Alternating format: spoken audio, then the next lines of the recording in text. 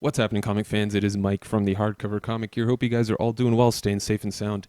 We got part two of our custom bind haul here. Going to look at 6 more binds I had done recently at Lehman Bookbinding, which is where I always go, located in Kitchener-Waterloo, Ontario, Canada.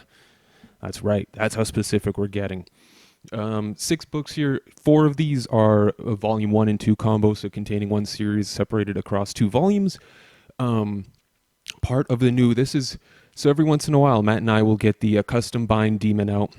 That's part of the new branding, CBD, the custom bind demon. I love it, THC with the CBD. If anyone wants to draw us up a little custom bind demon so we could use it for merch, that'd be awesome. Would greatly appreciate that. That'd be a lot of fun. But yeah, it took over this year. Got quite a few binds. Matt has a whole bunch now at this point. Like I said in the last video, he's got 97. And I think he's sent in a few more to Herring and Robinson to get bound up too. So he should have more by the end of the year. Very excited to see those on a video. I hope, without further ado, let's talk about some custom binds.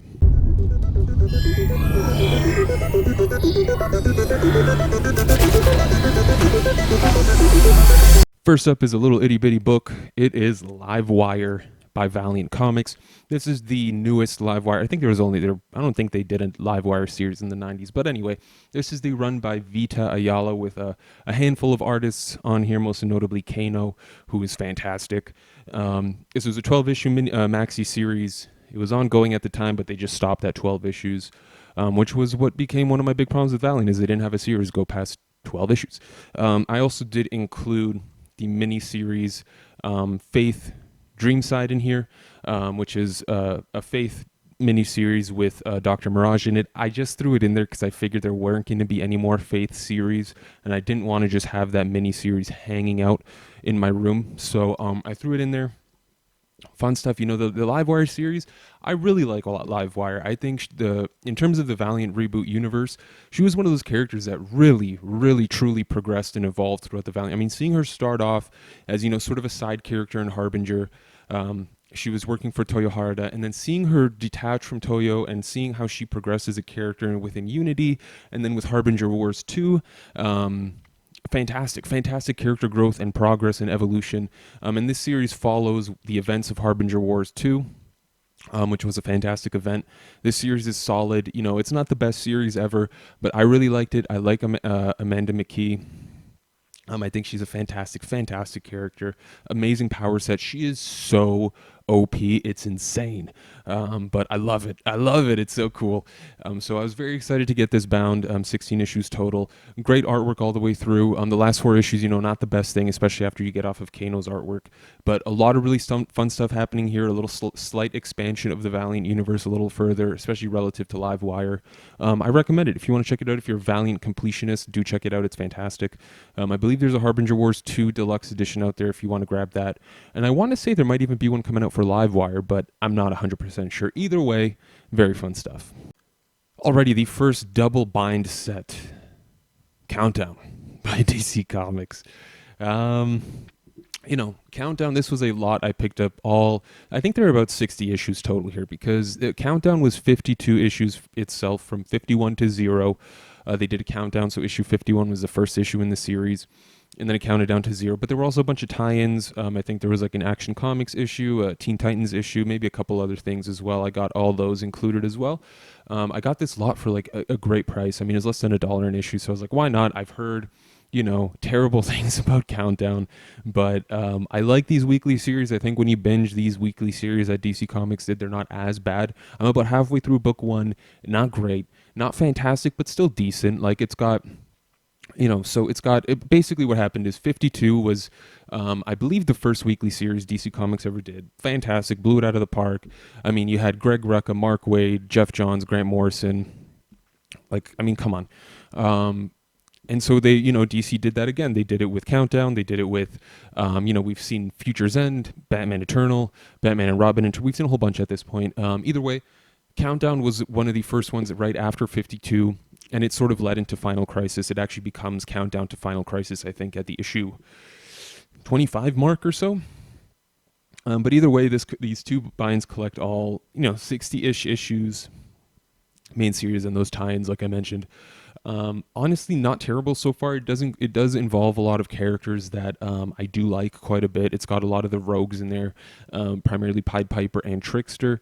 Although every rogue shows up. A lot of Red Hood, a lot of Donna Troy, and a lot of stuff going on with the monitors, which I thought was fantastic because the monitors, you see them pop up in crises, but to have a whole weekly series where you're featuring monitors all the time is great. So the main series I think is primarily written by Judd Winnick and Paul Dini. And then you got a variety of artists in there, of course. It was a weekly series at the time. And at the back of every issue, you have a little 4-page, 5-page story by Dan Jurgens, written and drawn by him, inked by Norm Mapman, great team. Dan Jurgens is fantastic art and writing. I love his DC work. And they basically start off doing like a history of the DC universe kind of thing. So 5-page chunks, and then eventually becomes the origin of such and such. So very cool, nice little break in between each issue. One of the other characters that's prominently featured in this is Jimmy Olsen, which is great. Love me some Jimmy. He goes through some crazy stuff in this series, but honestly, I'll let you guys know what my thoughts are once I'm done this entire thing. As of this moment, pretty decent, not the best. Although it's nice to have, it's a part of the DC universe history, and it could be. I thought it was going to be a lot worse than it is, at least so far. Halfway through, about 13, 14 issues in.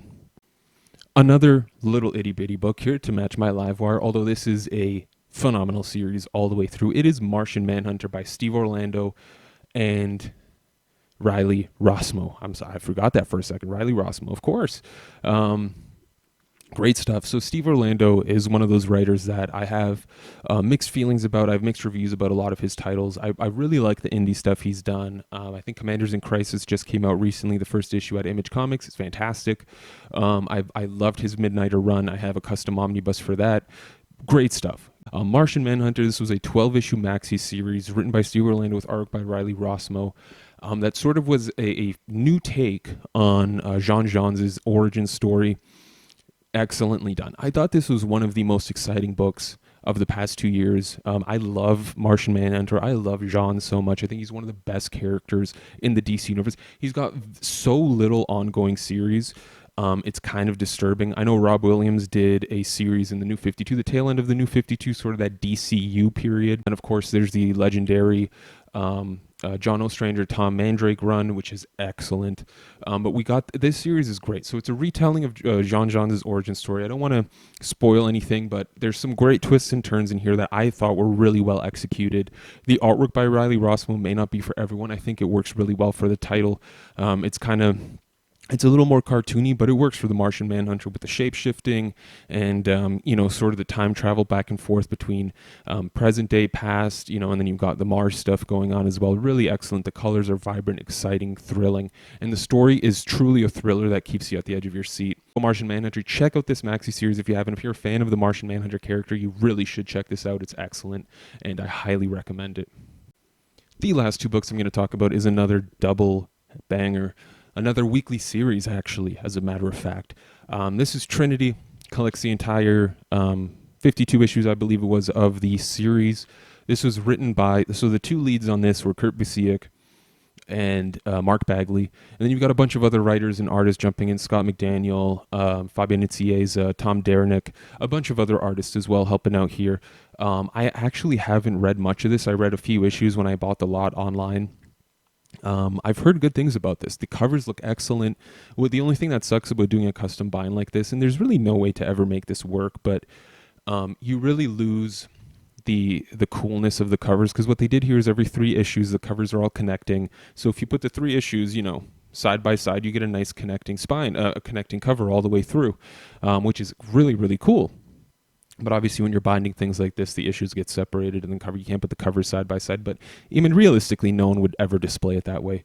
As far as I'm aware, this series obviously follows the Trinity of the DC universe: Batman, Superman, Wonder Woman, on their adventures. So I think this was happening sort of around the time that Countdown was happening. If I'm not mistaken, I might be mistaken, though I'm often mistaken.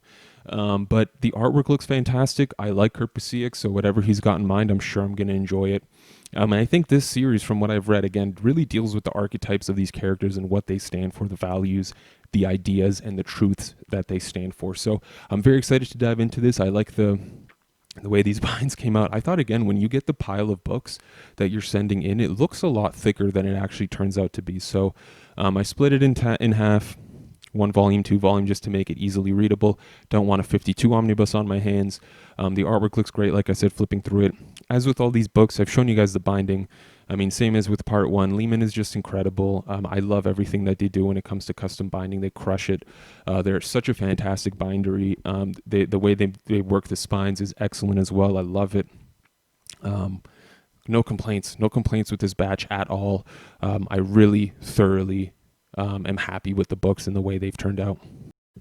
But that's it, 6 binds. What do you guys think about the series I had bound? Let me know how much you hated Countdown, please, and thank you. I'm very excited to hear your thoughts about that. Be sure to subscribe if you haven't already. This is what we do on a regular basis: custom binds, overviews, reviews, hauls, live streams, whatever we can get, whatever comes to mind. We have a very exciting guest coming on a live show sometime early next year. I'm not going to say anything aside from that. One of our favorite writers, though. Very excited to have him on. And should be a good time. Check out our Patreon if you're interested in the opportunity to win a hardcover comic. At the end of every month, we do a free giveaway drawing, where basically for every $1 you give to the Patreon, you have a chance to win an Omnibus, an Absolute Edition, a Deluxe Edition. So very exciting stuff going on there. The drawing for October is happening now. You've probably missed it at this point. There's always November, though.